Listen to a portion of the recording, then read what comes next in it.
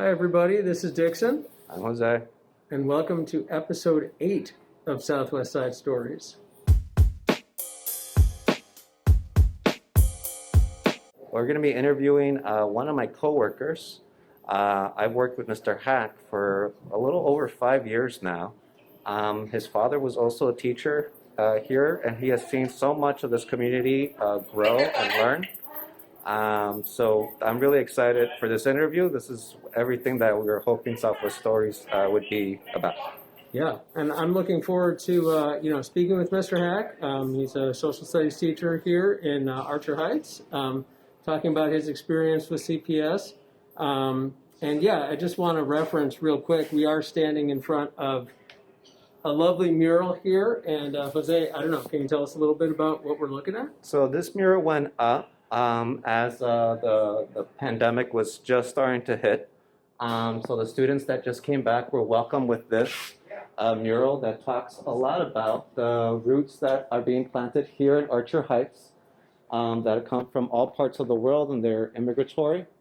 And it also has a little poem in Spanish to remind students to appreciate their native tongues. We are an IB school. We're pretty rare in that in the city. Yeah. Well, that's great to see. So I'm looking forward to digging in more, learning about the school culture and learning about what's going on here in CPS and what is, I imagine a pretty challenging year, but, regaining our footing and seeing what's going on here on the Southwest side. Okay, so we're here at Edwards Elementary in Archer Heights with Mr. Haak, and excited to hear your story. So I wonder if you could start by just telling us a little bit about, how you came to teach here and how you came to teach in general. Sure. So I began teaching here at Edwards Elementary School in 1999, January 1999. I had spent the previous 7 or so years in the suburbs. Teaching elementary or middle school really wasn't in the grand plan. I was planning on being high school and only high school. And as it turned out, I had an opportunity to come here for a medical leave. And I remember after I did the 5 months of leave, the principal had found out that she was the lady that I was filling in for wasn't going to come back. And I remember specifically asking me, if I hire you for this position, are you going to stay? And well, that was 20 years ago. So I'm still here. And basically, this was a great move for me. One of the things that I definitely recognize is the ability to reach kids at this age is much more effective than in high school. You can still reach kids in high school, but it's much more difficult because they've already built an identity and you have to break through that identity, whereas these kids are just basically forming their identity still. So I enjoy being here and doing what I do. I have a degree in history, and that's what I've been teaching here. For the last 21 years, I've been teaching U.S. and world civilizations. So my degree is actually in history, and I went back and got my certification. I always had planned to get my certification. I just kind of did things backwards because my big thing was I wanted to be as much of an expert in my content as possible. Whereas a lot of people go get a certificate to teach and then they kind of get into this or that, but they don't really delve into their content as much. Mm-hmm. So I went that route, and I've basically taught 6th, 7th, or 8th grade for the last 21 years.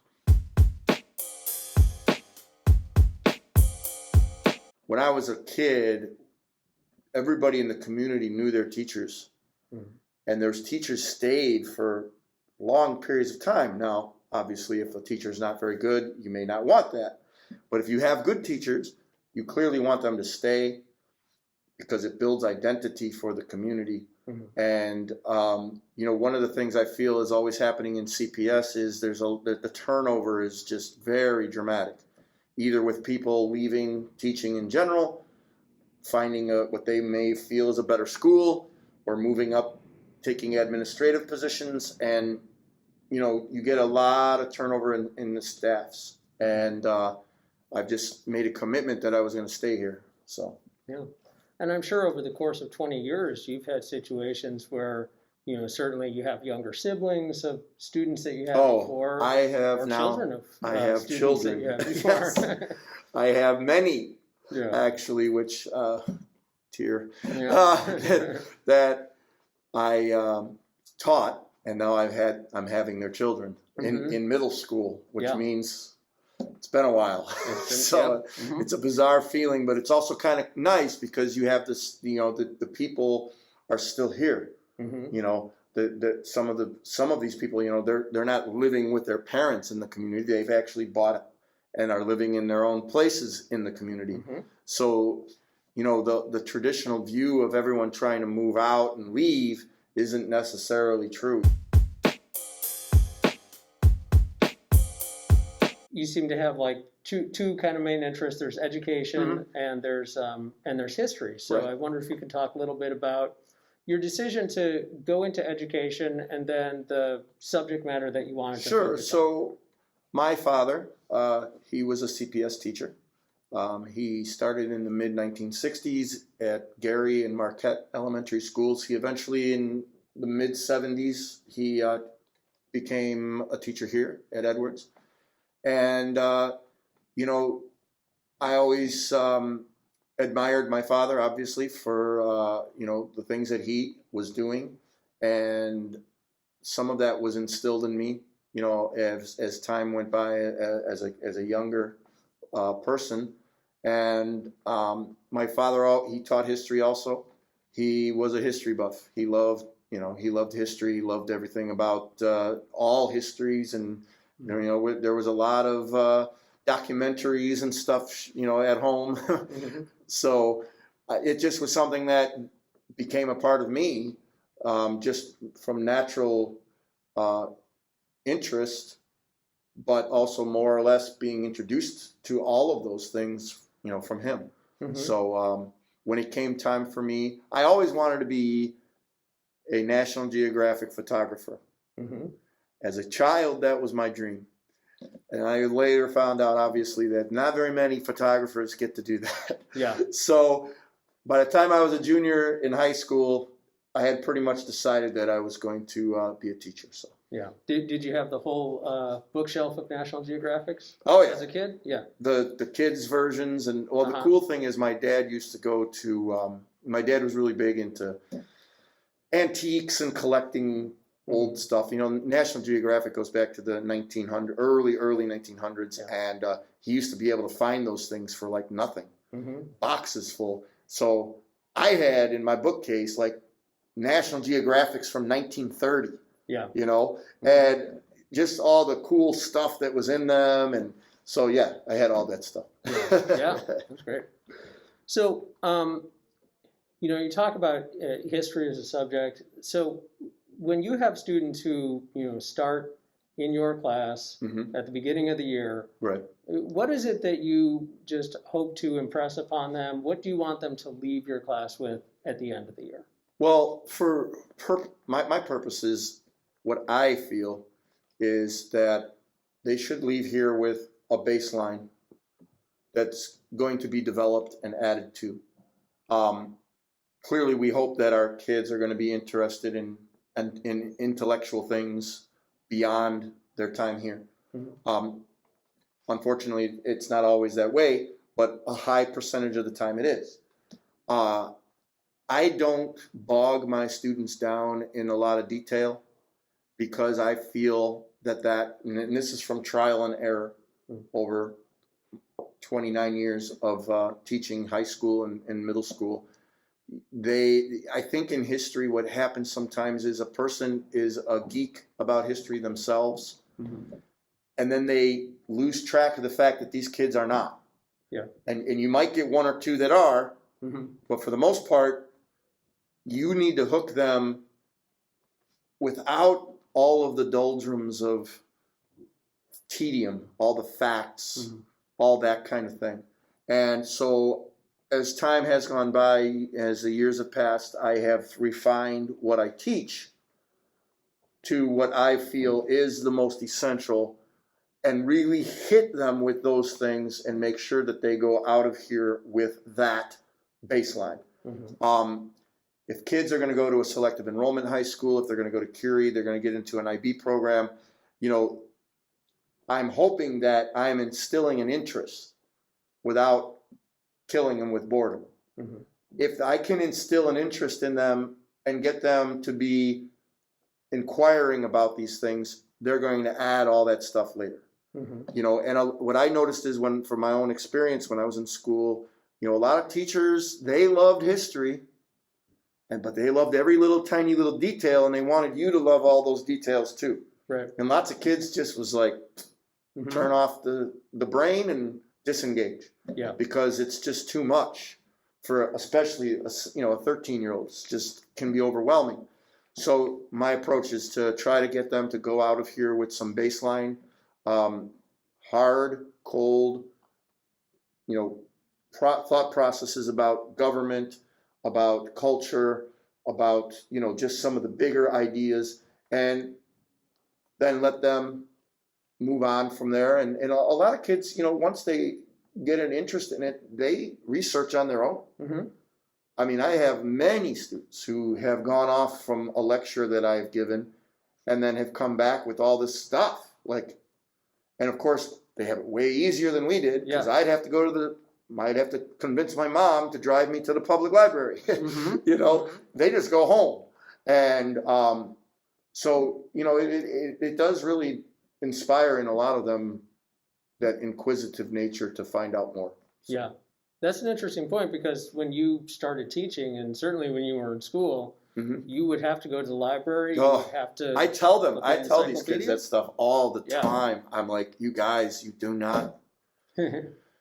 understand looking through the card catalog and trying to find the book on the shelf. I'm like, that's all we had. We didn't have a database with computers and such, you know, and now you have Google, you just throw something in there, and you can go on YouTube and find 1,000 videos to teach you about anything you want to find, you know. So yeah, things are a lot different. I try to explain to them that, you know, they really have it, they have it lucky. You know, they're very lucky to be, but then to use it for that, you know. And they've got to be wary too, because there's a lot of misinformation out there too. So. And that's a big thing that we work on here. One of the things, if you see behind us, we have history fair projects. We take kids down to Springfield every year. They compete. We've had kids go to the nationals for history fair, and a big part of that is trying to explain to them what is believable and what isn't. You know, and trying to filter through the things that they're being told that potentially are being slanted one way or another because of personal views or whatever. So yeah, they have to be very careful about that, and that was something. But you know, honestly, we had the same problem. Sure. It's just we didn't know it. Yeah.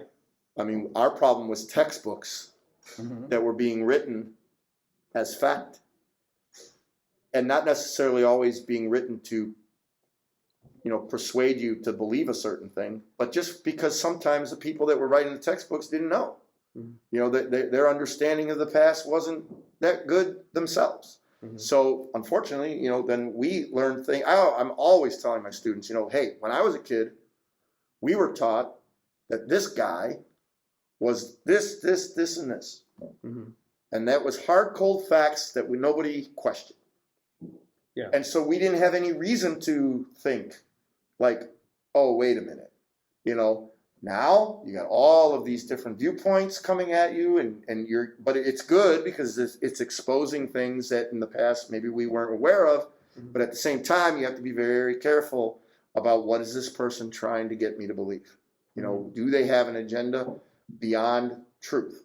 You know, and that is the most important thing in history, is just factual, truthful evidence, and allowing people to make their own judgments about what they see as fact. So I want to talk a little bit about, you know, we're here in the present day.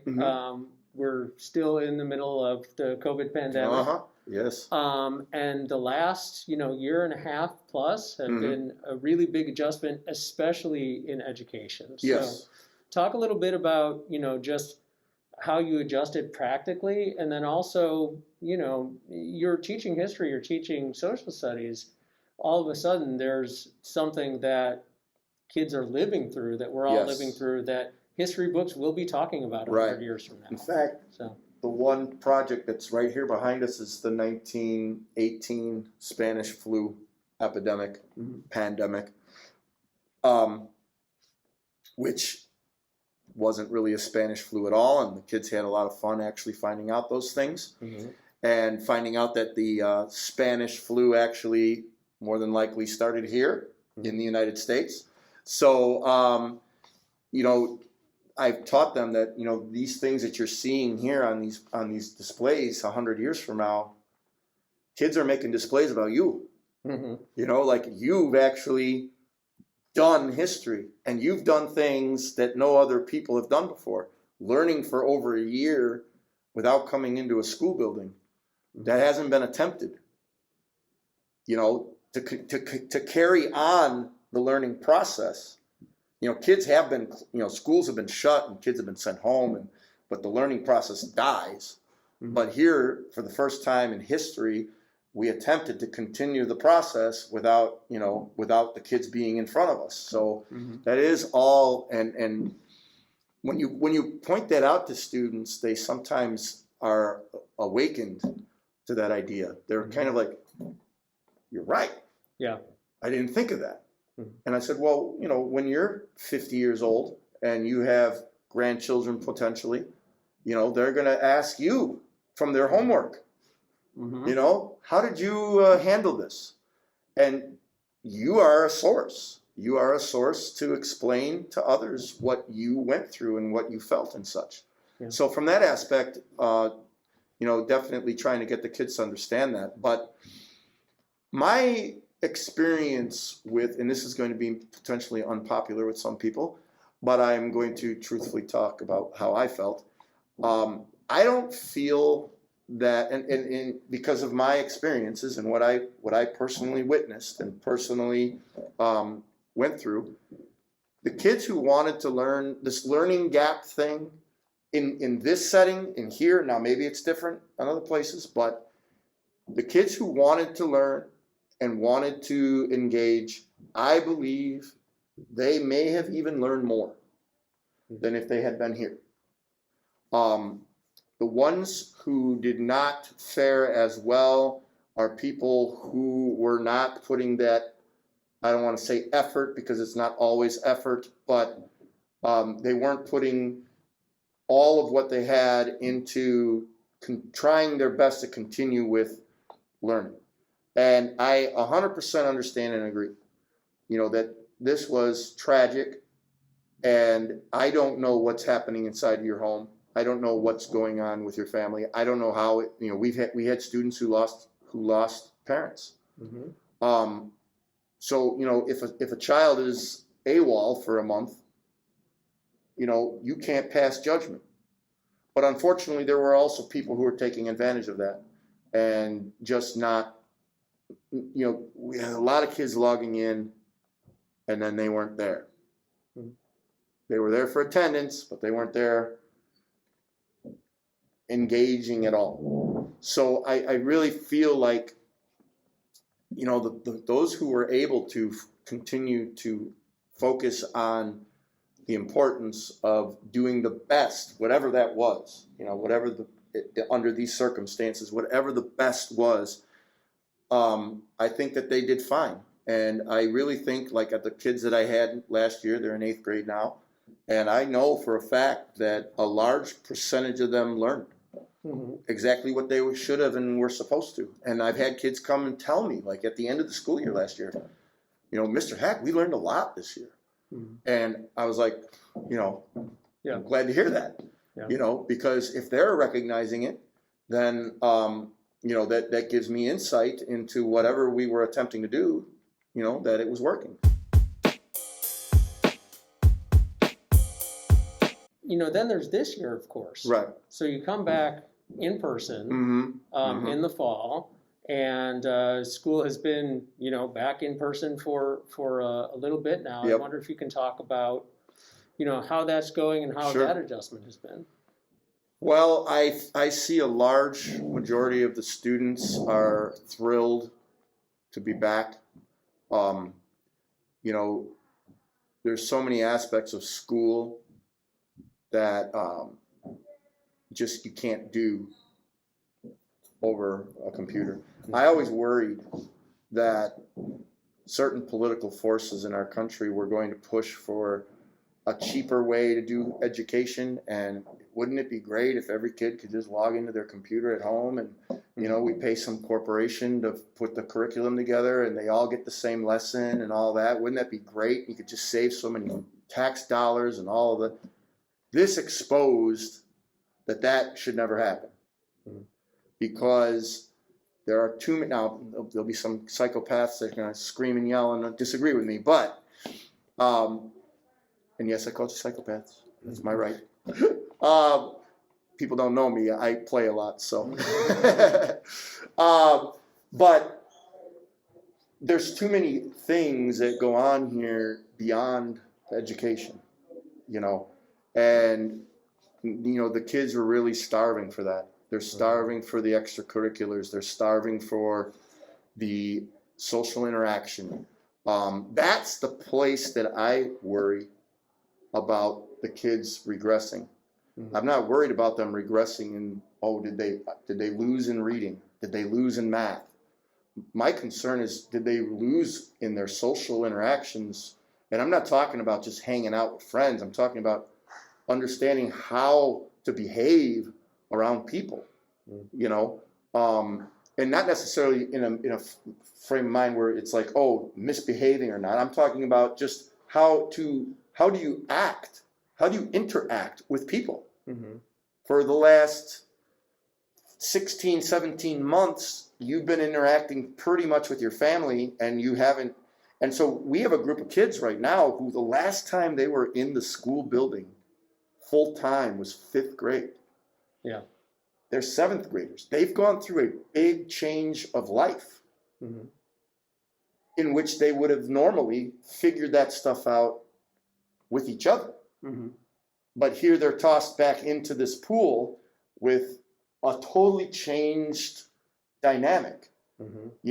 Last time when they were with each other, they were pretty much little kids, and now they're adolescents, and they've gone through that phase without really interacting. So from at that point of view, the kids are really, really eager and happy to be here. The academic side of things, this is better. This is obviously better.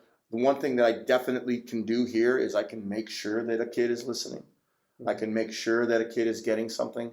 I can question a child much easier just in the hallway even. Whereas when we were on a Zoom meeting or a Google Meets, you can do it, but it's a lot more awkward. I didn't really like to call out kids on that format because it really puts them on the spot. Whereas you could embarrass somebody. Old school approach would be like, well, if they get embarrassed, who cares? Toughen up, get over it. But that could really shut a kid off to education in general. One bad experience where maybe they do pay attention most of the time, but that one time they got called out and they didn't really, have the answer, could make a kid just, like a turtle, just regress back into their shell and not want to adventure out there again. So this setting is definitely a lot better, and it's going good.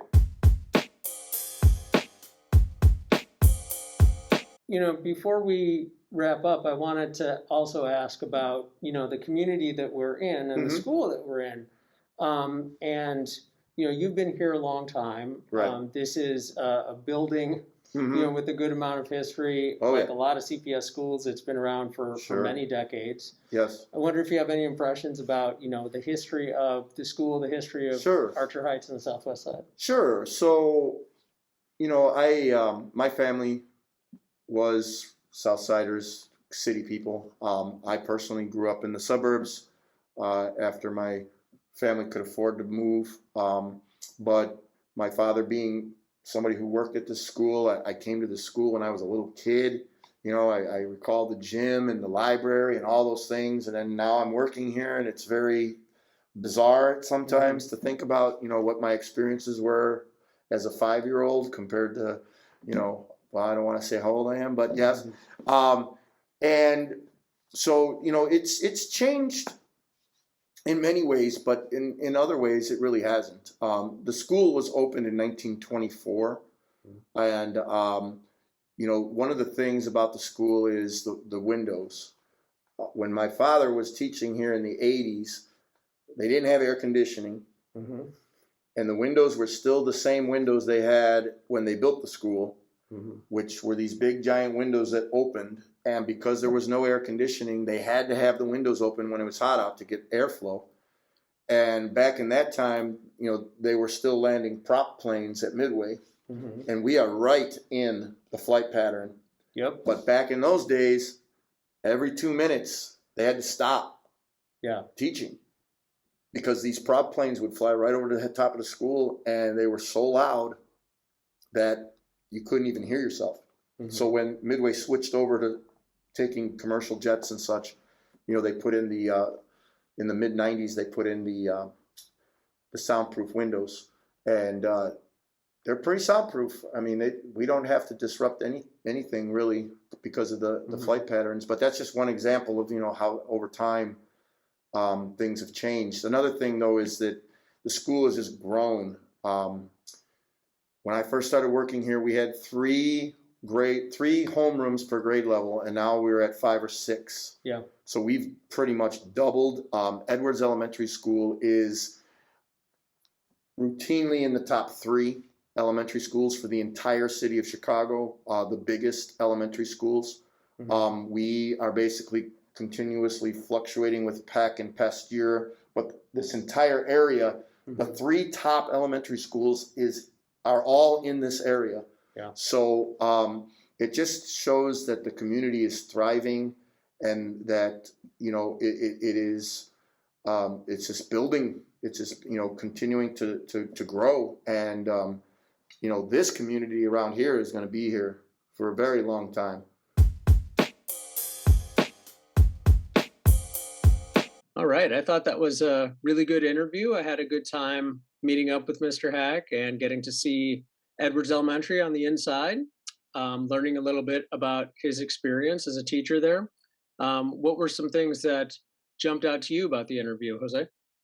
You know, I thought it was great. You know, hear Mr. Hack just kind of like share so much of like his time at Edwards. I thought some of his insights, you know, were really on point. I really appreciate what he had to share about learning loss personally. You know, I think that the students that engage with the material that was presented to them online probably got the most out of a lot of their school material than they might have in a while. However, you know, it's not that the students that weren't learning. You know, students today are still using a lot of the online tools that they were using during quarantining, and they're using it seamlessly.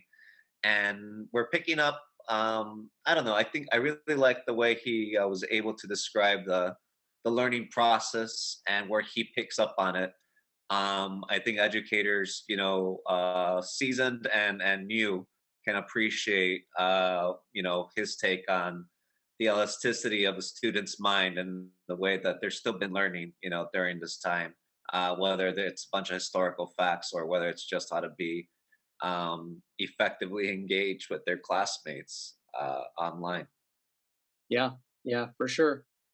Definitely an extremely online generation. We know that, and even more so since COVID began. One of the things that I thought was really interesting from the interview was we touched a little bit about, you know, the fact that a lot of us have so much information at our fingertips now on our phones or on our web browsers. You know, we look something up on Google, and along with that, you have to be careful of, you know, are you getting information from reliable sources?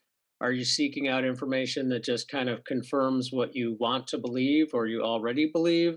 Are you genuinely being curious about, trying to learn something? So it's interesting to have to navigate all of that for anybody, but especially for kids, middle school students, and really being thrown in the deep end since COVID began, and so much learning became, online exclusive. So I thought that was an interesting subject to just kind of think about.